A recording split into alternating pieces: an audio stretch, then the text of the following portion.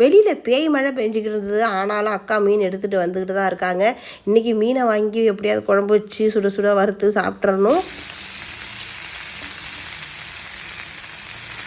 மழை பெஞ்சிருந்தாலும் பட்டாணி அக்கா மீன் கொண்டுகிட்டு தான் வந்தாங்க. பார்த்திங்கன்னா அவங்க இன்றைக்கி காணாங்கழுத்தி பாறை மீன், அதுக்கப்புறமா வெலை மீன் கொண்டுட்டு வந்தாங்க. பயங்கர மழை பெஞ்சிக்கிட்டு இருந்தது.